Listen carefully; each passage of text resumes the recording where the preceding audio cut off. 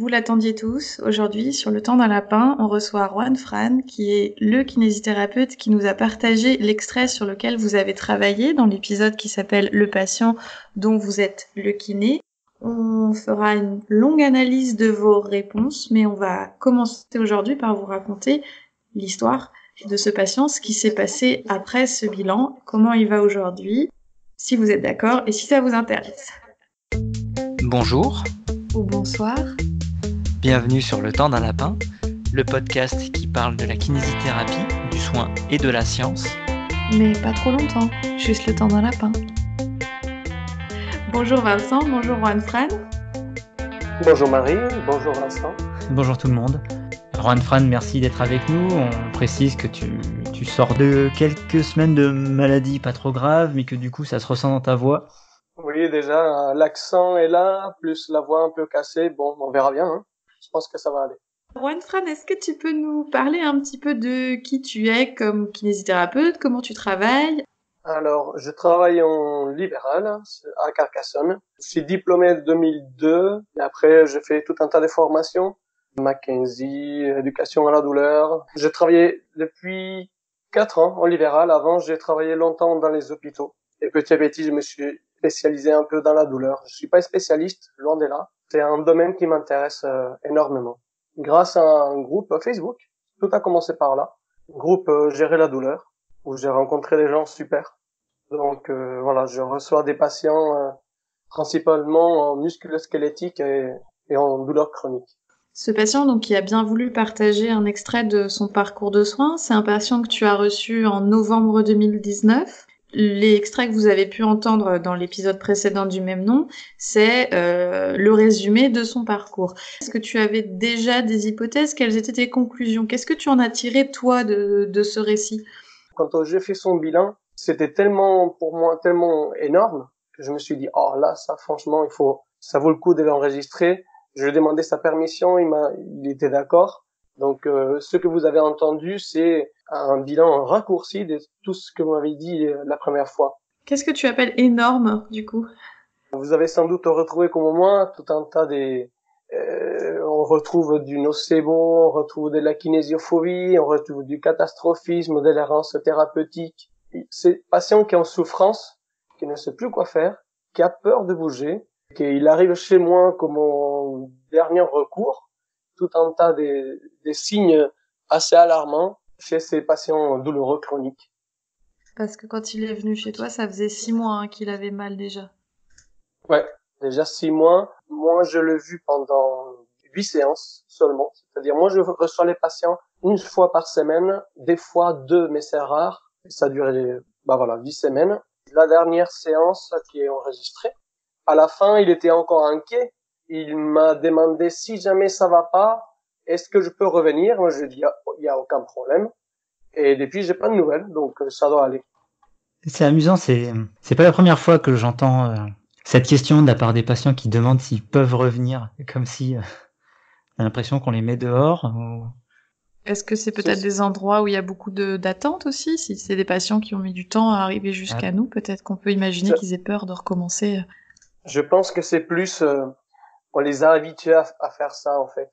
Je retrouve ces problèmes assez fréquemment, des patients que ils vont très bien, on fait 2, 3 séances, et ils vont bien. Donc, ça vaut pas le coup de continuer la rééducation. Et ils me demandent bon, alors, il reste encore tant de séances à faire, il faut les finir. Mais non, si vous allez bien, je ne vous mets pas dehors, j'explique bien, mais ça sert à rien de continuer. Ils ont du mal avec ça parce qu'on les a habitués à continuer, à faire des séances qui ne servent à plus rien. Aller jusqu'au bout de la prescription. C'est marqué Oui. 15 séances dessus, du coup, faut faire les 15 séances et le coup près, ce sera la 15e séance où on se sépare, qu'il y ait une évaluation finale, le fait ou pas. Mmh. C'est ça. Et là, c'est parfois péjoratif d'avoir justement le nombre de séances. Ça crée des attentes qui sont parfois complètement, absolument inadéquates par rapport au chemin du patient avec nous. C'est un frein, en fait, d'avoir le nombre de séances inscrites dans l'ordonnance. C'est bien pire. Parce que le patient, il est fixé sur le nombre de séances que le médecin a marqué. Et des fois, avec 2 séances, ils vont très bien, ils n'ont plus de soucis. Eh ben, ils sont Ils ont peur de quitter le cabinet. Oui, et ça, c'est une dépendance dont on parle pas assez, je trouve, et qu'on a tendance à créer chez certains patients et qui, je pense, peut être délétère à long terme. Ils ont peur de vivre sans nous, ce qui est quand même assez fou et c'est pas du tout ce qu'on souhaite, en fait. C'est pas le but de la kinésithérapie, c'est plutôt l'inverse. Voilà, tout à fait. L'idée, c'est de les rendre autonomes le plus vite possible et pas qu'ils soient kinésdépendants, qu'ils restent au cabinet éternellement. Alors, Juan-Fran, du coup, est-ce que tu peux nous résumer ton bilan pour ce patient? Est-ce que tu peux nous redire qu'est-ce qu'il fait dans la vie, comment il s'est blessé, qu'est-ce que tu avais à l'examen clinique, et puis quelle est ta conclusion, quoi? Alors, ce patient, donc, qui a 56 ans de tête, il est arrivé au bout de 6 mois. En fait, il avait mal au niveau des trapèzes. Il avait mal aussi à l'épaule gauche, plutôt, donc trapèze gauche, épaule gauche. Et tout le mouvement était libre. Il avait seulement un peu mal en fin d'amplitude. Voilà, il était comme bloqué par cette peur de bouger. Et tout ce qui avait été dit avant. Il avait en tête, il parlait que de rupture transficiente, perforante, des mots assez nocifs. Il avait peur de la suite. Et en réalité, tout était assez correct. Le mouvement, la force était bonne. Il y avait rien d'alarmant au niveau structurel. C'était seulement cette peur de qu'est-ce qui va se passer. Ça fait 6 mois que je vais pas bien. Qu'est-ce que ça va donner? Ça veut dire qu'il n'était pas limité dans sa fonction? Non, il n'y avait rien, juste en fin d'amplitude, dans le mouvement d'élévation, d'abduction, un peu, mais en fin d'amplitude. Sinon, il bougeait parfaitement. Et à chaque fois, il répétait, j'ai cette gêne, j'ai cette douleur qui est là, présente. Il me parlait comment, il me disait, ça ressemble à quelque chose qui est coincé, quelque chose qui ne veut pas bouger. Donc j'essayais aussi avec le travailler un peu en communication, langage hypnotique par rapport à ça, faire une réification. Donc intégrer dans ma séance et bon, ça a l'air de fonctionner. Plus je travaille énormément en éducation à la douleur. On a beaucoup parlé de la douleur. On a beaucoup parlé du mouvement. Ce patient-là aussi, j'ai oublié de vous dire, il est batteur. Il a un très bon niveau en batterie. Ah, d'accord. Et son souhait, il m'a dit assez rapidement, son souhait c'était de retourner au travail et de refaire de la musique. Parce qu'il a aussi un travail qui est assez lourd en termes de contraintes. Alors lui, il est maçon. La contrainte, il est séparé, donc il a en charge aussi, donc il doit aider son ex-femme pour payer les frais des enfants. Je crois qu'il a un enfant. Donc il était assez inquiet. Il dit bon, un moment où je travaille pas, ça va, mais je dois retourner au boulot assez rapidement parce que il faut que je paye mes charges. Et il n'avait pas réussi à reprendre le travail. Il avait réessayé plusieurs fois et à chaque fois c'est un échec. Et à chaque fois qu'elle allait consulter son médecin, son ostéopathe, rhumatologue, c'était toujours la même chose. Mettez-vous en repos. Et après, c'était tout le temps du passif. Ça soit des infiltrations, des médicaments homéopathiques, ostéo. Après, c'était la menace d'aller voir le chirurgien. Il y avait que de ça. Personne ne lui a dit, c'est ce que je lui ai dit à la fin, hein, vous avez déjà essayé le repos pendant 6 mois, est-ce que ça a marché? Non. On va peut-être commencer à bouger maintenant. Dans l'extrait que tu nous as transmis, lui, il dit « Je me suis blessé en portant des seaux pendant 5 jours ». À ton avis, comment la douleur s'est installée? Moi, ce que j'ai compris à ce moment-là, c'est qu'il avait fait un effort assez important sur de très court terme. Beaucoup d'efforts en court terme. Et là, il y a dû avoir la douleur qui est partie de là, plus le déménagement derrière. Il s'est inquiété et tout de suite, il s'est mis au repos. Ton patient, la première fois qu'il t'a vu, il savait pourquoi il était chez toi? Comment est-ce qu'il a atterri chez toi, en fait? Il a atterri chez moi, envoyé par son médecin, qui lui a dit, bon, on va attendre encore avant de faire de la chirurgie on va essayer la kiné, comme au dernier recours. D'accord. C'est absolument en accord avec les recommandations, hein. On le rappelle pour les auditeurs, aujourd'hui, il est quand même recommandé de tester la rééducation. Marie, dis-moi si je me trompe, hein, au moins sur 12 semaines. Même que Jeremy Lewis disait 1 an. Pour les douleurs d'épaule, au Paris Shoulder Summit, ce qu'il disait, c'était que de toute façon, ça pouvait être long. Ça pouvait durer de 3 à 6 mois, voire plus, et que oui, il fallait au moins 1 an de rééducation, il me semble, pour avant d'envisager la chirurgie. C'est ça, George Gibson, elle dit la même chose. Donc ce qu'on a fait, et ça a plutôt bien marché. Du coup, tu l'as vu pendant 8 séances, 1 fois par semaine, et du coup, dès la première, il a commencé à bouger. À la fin de la première séance, il était dans quel état d'esprit? je suis allé vraiment tout doux avec lui parce qu'au bout des 6 mois sans bouger, je me suis dit si j'arrive avec le bazooka, allez, on va bouger, on va faire plein d'exercices, il va se baraquer. Donc on a beaucoup discuté et je lui ai donné juste 2 exercices ou 3 à peine à faire à la maison. Je lui ai dit bon, ça va être à vous de travailler et on se voit dans une semaine. Et il est parti avec des exercices très simples avec des élastiques. J'insistais, ça c'était vraiment important pour moi, de reprendre tout doucement des choses qu'il aimait bien faire, comme la musique par exemple, de reprendre des activités tranquillement, même s'il le faisait moins bien, moins vite, et que ça allait avancer, que ça allait... Et du coup, quand il est revenu, la première fois... Il allait mieux. Déjà? Il allait mieux déjà, il me montrait, il était tout fier de bouger mieux avec un peu moins de douleur, mais il me disait toujours, il y a toujours cette gêne là dans le dos, l'épaule va beaucoup mieux. Quand je l'ai vu la première séance, il n'avait pas encore osé reprendre la musique, mais il avait prévu une date et il devait répéter, donc il était d'accord qu'il fallait reprendre. Et donc je le rassure encore une fois que tout allait bien, qu'il pouvait y aller. Et à la deuxième séance, quand on s'est vu, il avait repris les répètes et ça s'est très bien passé. Il avait passé un super moment. J'insistais sur tout ce qui était positif, passer des bons moments, des sensations quand ça se passait bien. Il était vraiment content et fier de pouvoir refaire de la musique et de se sentir à nouveau actif. Il me disait, je suis comme un déchet, j'ai 56 ans et je vaux plus rien.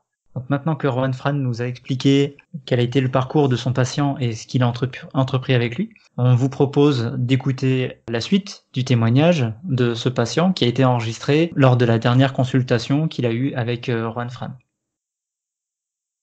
Donc là, on est le 17 janvier. On a commencé les séances le 22 novembre. On a fait un total de 8 séances. On se voit une fois par semaine. Racontez-moi comment vous vous sentez aujourd'hui. Comment ça a évolué depuis le début du traitement? Eh ben, aujourd'hui, je me sens vraiment mieux. J'ai repris de la musique il y a 3 semaines environ. J'appréhendais d'avoir des douleurs. En fait, j'ai eu des petites gênes, mais rien qui m'a empêché de continuer, et ça m'a plutôt rassuré d'ailleurs. J'ai repris un peu le bâtiment cette semaine, tranquillement, chez mon petit frère. Super. J'ai eu un peu des douleurs de la nuit, mais ça va vraiment mieux, et en fait, l'activité, je me rends compte même que je sens que je sors du carquois dans lequel j'étais au fur et à mesure. D'accord. Après, quoi d'autre? Okay. Si, mentalement, c'est appréciable, quoi. C'est beaucoup moins de stress et d'appréhension. C'est important. C'est important pour vous. Ouais, j'ai quasiment plus l'appréhension de je vais me faire mal ou. D'accord. Ouais. Le fait de comprendre comment ça fonctionne la douleur. Oui. Et que le mouvement, ça vous fait du bien, ça vous rassure. Et puis d'avoir de moins en moins mal. C'est vraiment appréciable, et justement, on oublie tout le côté stress que pouvait être la douleur quand c'était vraiment vif. D'accord. Ouais. Ok. Merci beaucoup. Rohan Fran, qu'est-ce qui t'a décidé à ce moment-là à arrêter du coup? Il allait beaucoup mieux. Déjà, lors de la séance d'avant, il avait les mêmes symptômes, c'est-à-dire il avait toujours cette petite gêne qui avait bien réduit en intensité, mais les symptômes étaient plus ou moins les mêmes. Une gêne au niveau de son dos, au niveau dorsal, mais qui l'empêchait pas de bouger, de faire de la musique. Et il avait déjà repris un chantier tranquillement, il me l'avait dit, j'y vais doucement, mais je me sens bien, je me sens en sécurité. On s'est dit, est-ce que c'est pas le bon moment d'arrêter? Et bien sûr, si vous sentez que ça va pas ou le moindre doute, n'hésitez pas à me passer un coup de fil et on en reparle. La douleur avait diminué en intensité, il bougeait parfaitement, il avait repris la musique, il avait repris son boulot. Pour moi, il y avait plus d'intérêt à continuer et lui, il était d'accord. C'est intéressant, je trouve, parce que c'est pas forcément l'image de la kinésithérapie dont on a l'habitude. Vous choisissez ensemble, déjà, il y a une décision partagée, vous choisissez d'arrêter les soins alors qu'il est pas complètement à zéro douleur, mais que la gêne qu'il expérimente, elle est gérée et elle ne lui fait plus peur. C'est ça, en fonction de ses attentes, j'essaie de m'adapter et de trouver un accord avec les patients. Des fois, ils ont du mal à accepter que là ils vont bien et que c'est le moment d'arrêter. Donc je leur dis, ok, on peut continuer encore la semaine prochaine, on voit comment ça se passe, ou même d'ici à 15 jours. Et à ce moment-là, si vous continuez comme ça, si bien, on arrête sans souci. D'accord. Est-ce que tu prévois de le revoir à long terme? S'il m'appelle, oui. Sinon, non, j'ai pas prévu. D'accord.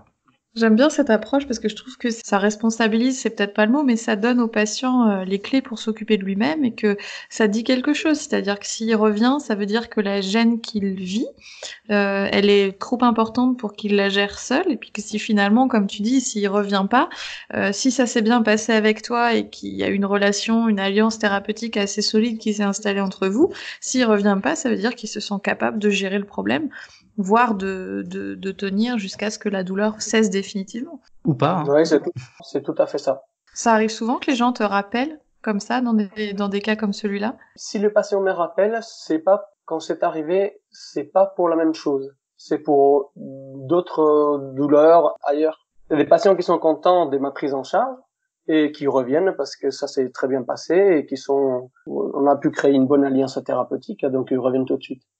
Est-ce que t'as pas peur d'avoir beaucoup de perdus de vue de cette manière? Des patients que tu laisses dans la nature et qui finalement ne vont pas mieux mais ne reviennent pas te voir et vont voir quelqu'un d'autre? Non, je pense pas. Je pense que quand on décide d'arrêter le traitement, eux, ils se sentent bien et ils sont rassurés. Et j'insiste beaucoup que si jamais ça va pas mieux, ils peuvent tout à fait revenir et je trouverai toujours de la place pour eux. Donc ils se sentent en sécurité et ils se disent pas lui il me laisse tomber, je vais aller voir ailleurs. Non, D'accord. Parce que moi j'essaye de plus en plus de fixer un rendez-vous un petit peu loin dans le temps, mais pas trop non plus, pour refaire le point avec eux, voir où ils en sont à ce moment-là, et s'assurer qu'on a bien travaillé sur le problème et qu'il n'y a pas quelque chose d'autre qui se serait développé à ce moment-là. Ça me permet aussi, d'une part, avec le type de prise en charge qu'on a, je pense qu'on exerce un peu de la même façon que les patients aient pas un sentiment de tout d'un coup je suis lâché dans la nature et puis il n'y a pas de suivi derrière. Après, ça peut tout simplement prendre la forme on convient de s'appeler au bout d'un mois, au bout de 2 mois pour faire le point, sans forcément qu'il y ait une consultation au cabinet où ça se résumerait à bonjour, ça va bien, oui, ça va bien, carte vitale, et puis voilà, c'est fini. Oui, je comprends. L'idée est bonne, mais je préfère, quand on arrête le traitement, leur dire que si jamais ça va pas, ils peuvent passer au cabinet et c'est à eux de faire la démarche, en fait. De pas décaler un rendez-vous à nouveau. C'est à eux de me dire si jamais ça va pas, vous pouvez venir, et c'est eux qui viennent. Est-ce que ça pourrait venir en partie de ta formation d'éducation thérapeutique? Parce que moi, j'ai l'impression d'avoir eu cette même conversation avec Yvan qui travaille un peu de la même manière, en lui disant, mais du coup, tu laisses les gens te rappeler alors que moi, spontanément, je leur aurais proposé un rendez-vous. Et il m'a dit, oui, parce que du coup, ça dit quelque chose de leur motivation. C'est-à-dire que si le but c'est qu'ils soient autonomes, effectivement, c'est à eux de rappeler. Alors, je sais pas trop, moi, comment me situer entre les deux approches. Oui, c'est complètement ça.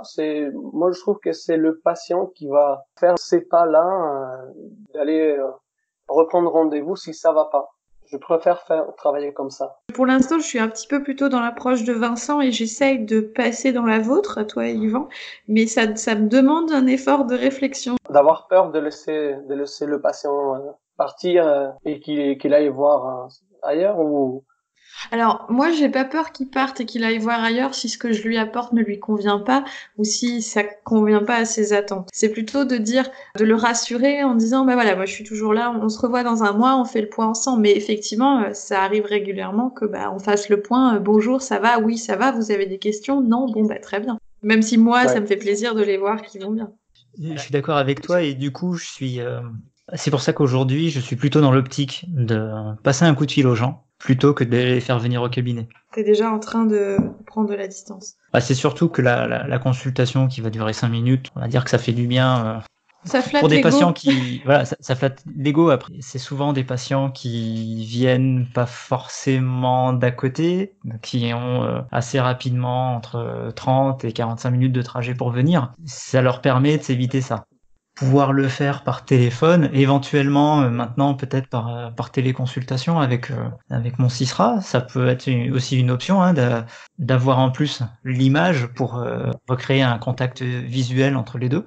Je Ouais, pense que je vais tester peut ça. être intéressant. Quand tu dis, OK, vous avez toujours un petit peu mal, mais vous avez les moyens de gérer cette douleur et surtout vous avez repris ces activités, comment tu fais pour éviter le fait qu'il passe à la croyance, bon, bah, de toute façon, j'aurai toujours mal? Parce que moi, ça m'est arrivé plusieurs fois. Les premières fois où j'ai commencé à dire, OK, vous avez encore une petite gêne, elle peut revenir puis repartir, mais vous savez quoi faire et vous savez comment la gérer. J'en ai plusieurs qui m'ont dit, OK, ça veut dire que j'aurai toujours mal. Non, alors là, c'est très compliqué, hein. Ça peut marcher ou ça ne peut pas marcher. Le patient revient parce qu'il continue à avoir mal et il continue à se dire que bon, qu'il aura mal tout le temps. Alors là, c'est plus dans les approches de acceptation de la douleur qu'il faut travailler, l'amener sur ce terrain-là et lui donner tous les outils. Moi, je pense que ça, c'est la clé. Je leur dis souvent, je vous donne plein d'outils et à chaque moment, vous l'utilisez quand vous sentez que c'est le mieux pour vous. Mais accepter que des fois, on peut encore avoir une gêne, mais qui nous empêche pas de faire tout ce qu'on a envie de faire. C'est juste accepter que ça peut être comme ça, mais que ça sera différent, plus fort, mieux et différent. Ça t'est arrivé toi aussi, Vincent? Oui, ça m'est arrivé également. Alors, des fois, je leur donne la vidéo des Tamar. Ah oui, ça m'arrive souvent ça. Je la trouve super cette métaphore avec la pâte à modeler. Ça peut aider pas mal dans cette optique d'expliquer que des fois, bon, oui, on peut continuer à avoir mal, mais qu'on sera différent, plus fort. Ouais, ça s'entendait un peu déjà dans ton discours. Est-ce qu'on peut revenir un petit peu à ce patient-là que tu nous amènes là aujourd'hui? Est-ce que tu peux nous parler de son parcours? Parce que c'est des questions qu'on a posées sur le questionnaire et nous dire ce qui pour toi a posé problème dans ce parcours. Qu'est-ce qui aurait dû être fait différemment? Alors donc tout au début, il s'est mis tout seul au repos pendant 3 semaines et après il est allé voir 3 fois son ostéopathe. Alors je ne le retrouve pas dans mon secteur des ostéopathes avec un discours récent, on va dire, en neurosciences de la douleur. Donc c'est très biomécanique, biomédical. Il les amène pas à bouger, c'est tout le contraire, c'est on manipule et c'est du repos. Ça, déjà 3 fois chez l'ostéopathe, je suis pas sûr que ça l'a beaucoup aidé. Après, il est allé voir son médecin homéopathe. Il a traité avec de l'homéopathie. Après, on a chacun nos convictions par rapport à l'homéopathie. Mais lui, par contre, il était à fond. Il lui fait énormément confiance. J'ai pas eu envie de lui rentrer dedans par rapport à l'homéopathie parce que il a une forte alliance thérapeutique avec ses médecins. Et ce que j'ai fait avec ce médecin et avec tous les autres, c'est d'essayer de lui dire, bon, d'accord, on essaie de vous aider au mieux possible. Des fois, ça marchait, des fois, ça n'a pas marché. On va faire des choses différentes. Et après, le médecin l'a envoyé voir le rhumatologue. J'ai des soucis, des fois, avec les rhumatologues de mon secteur, très biomédical. Des mots assez nocebo. Raboter l'os, couper des tendons, donc ça aide pas du tout. Ici, c'est tout le temps pareil. C'est infiltration anti-inflammatoire, corticoïdes, repos. Et le pire, c'est que des fois, le patient va mieux avec la kiné. Ils vont voir le rhumatologue, il leur dit d'arrêter la kiné, et vas-y que je te l'infiltre encore une fois. Alors là, ça m'étue, ça. Je trouve ça intéressant ce que tu dis par rapport au médecin homéopathe parce que l'alliance thérapeutique c'est important et c'est cette fameuse histoire de rouler avec résistance. Si ce patient il a une très forte confiance dans son médecin, si toi tu vas remettre en question ce médecin, eh ben tu risques de priver ce patient du bénéfice de la kiné puisque le patient va être méfiant vis-à-vis de toi. Puisque finalement, il a déjà une adhésion en amont et il fait déjà beaucoup plus confiance à quelqu'un qu'à toi qu'il ne connaît pas encore. Et du coup, je pense que c'est vraiment une manière d'aborder les patients qui est importante. On a beau râler en privé sur les pratiques de pseudosciences des uns et des autres, devant le patient, je trouve que c'est une attitude assez saine et je pense que c'est la meilleure manière de pouvoir continuer à accompagner les patients avec ta science à toi. C'est Même ça, si c'est ça demande d'avoir un super poker face. Ah ouais. Oui, c'est dur, hein, parce que on a nos convictions, on a nos biais. Essayer de valoriser au maximum des choses que nous-mêmes on n'est pas très d'accord, c'est dur. Après, il avait déjà fait une partie du chemin. Je trouve ça intéressant qu'il se soit mis au repos, dans le sens où ça veut dire que c'est quelqu'un qui a conscience d'avoir un métier physique, d'en avoir beaucoup fait, d'en avoir peut-être trop fait. Donc la moitié du chemin où il a réussi à se dire que il en avait fait un peu trop et qu'il avait besoin de ralentir a été faite, sauf qu'il est allé presque trop loin finalement, en se mettant complètement au repos pendant 3 semaines. Et ça veut dire que là, il a pas été accompagné par un professionnel de santé. Ça veut dire que dans l'esprit des gens, globalement, quand ils ont mal, il faut qu'ils arrêtent tout. Et qu'ils sont encore un petit peu loin de se dire que, faut juste que je ralentisse. C'est ça. Je suis d'accord qu'il faut protéger. C'est ce qu'on avait vu dans la formation de guerre avec Lehman. Ouais. Protection, et après, il faut exposer à nouveau, au mouvement. Quand on rentre dans un discours de protection, il faut toujours mettre au repos, protéger. Ça donne finalement, ça peut donner des douleurs chroniques qui ont peur de bouger. C'est ce qui était le risque avec lui en fait. C'était son cas, tout à fait son cas. Tu aurais agi différemment si tu l'avais vu au bout des 3 semaines de repos? Je me dis qu'au bout des 3 semaines, on peut commencer tranquillement déjà à bouger. Ça dépend de la pathologie. J'ai tendance à faire bouger les patients assez rapidement. Je travaille énormément avec des exercices, très peu en passif. Je fais aussi, je fais du massage, je passe beaucoup de temps à faire des exercices avec les patients. Sur Twitter, on parle beaucoup aux médecins, on leur explique beaucoup, il faut que les kinés fassent de l'actif, il faut absolument pas qu'ils fassent de massage, qu'il faut pas qu'ils fassent d'électro. Mais en fait, l'approche evidence-based practice en kiné, c'est d'intégrer les attentes du patient. Et du coup, à un moment ou à un autre, si on n'a pas les compétences et le matériel pour leur faire comprendre que le mieux pour eux à ce moment-là, c'est l'exercice, parce que eux, ils sont convaincus que ce dont ils ont besoin, c'est un massage, à ce moment-là, on va masser. Et finalement, c'est pas à l'échelle d'un patient qu'on pourra dire si un kiné il est EBP ou non, c'est à l'échelle du raisonnement. Est-ce que ce kiné il a choisi de masser parce que c'est comme ça qu'il travaille ou parce qu'il a décidé que pour ce patient à ce moment-là, c'était pas adapté de proposer des exercices, parce que si tu proposes des exercices à quelqu'un qui pense que ça va lui faire mal, ça va lui faire mal. Et tu vas le perdre. C'est un patient qui va pas adhérer au traitement puisqu'il se sent pas écouté. Il arrive avec des fortes attentes au niveau du massage. Dans un premier temps, on peut le faire, mais tout doucement, en expliquant. L'idée, c'est de l'amener vers l'actif. Après, il faut voir aussi d'où est-ce qu'il tient cette attente envers le massage. Est-ce que c'est par rapport à ce qui est marqué sur la prescription, réaliser séance de massage, rééducation de l'épaule? Est-ce que c'est lié à ses expériences antérieures de rééducation, ou pour une lombalgie, on lui a fait 10 séances de massage et sa lombalgie est passée? Est-ce que c'est une attente, entre guillemets, liée à l'ignorance de ce dont il pourrait bénéficier par d'autres techniques? Comment rebondir dessus? Je fais un parallèle avec ce que nous avait expliqué Benjamin Schwellendorf dans la formation ACT, de faire avec le patient un tableau où il peut voir, où on peut noter ce qu'il a déjà essayé et quel a été l'effet à court, moyen et long terme. Je suis pas complètement d'accord avec vous quand vous dites que le patient qui demande du massage, il faut lui donner, parce que sinon le risque, c'est de perdre l'alliance thérapeutique. Je pense que on ne peut pas le faire sans avoir au préalable informé sur ce qu'allait faire le massage, ce qu'on pouvait proposer aussi à côté, éventuellement comparer l'efficacité des deux, en mettant aussi dans la balance notre niveau de maîtrise. Par exemple, un patient qui va réclamer de la thérapie manuelle, je suis pas thérapeute manuel dans l'âme, j'en fais assez peu souvent, et dans ce cas-là, c'est peut-être pas moi qui va devoir consulter à ce moment-là. Ouais, je suis complètement d'accord. Moi, ma façon de fonctionner, patient qui arrive avec des fortes attentes du massage, j'explique que c'est une technique qui est là, qu'il y en a d'autres, et j'essaie de lui expliquer que ça fait du bien, mais ça en est fait à court terme. Donc il y a d'autres possibilités qui vont avoir plus de bénéfices à long terme et qu'on peut essayer de trouver un compromis entre les deux et ça se passe bien. Mais bon, toujours le temps d'expliquer à un patient ce qu'on va faire. Merci Erwan Fran pour être venu témoigner au sujet de ton patient, pour nous en avoir donné des nouvelles et pour cette analyse que tu fais. On reviendra dessus dans un prochain épisode pour analyser vos réponses au questionnaire qu'on vous a soumis pendant 10 jours avec l'extrait dans lequel le patient présente son parcours de soins.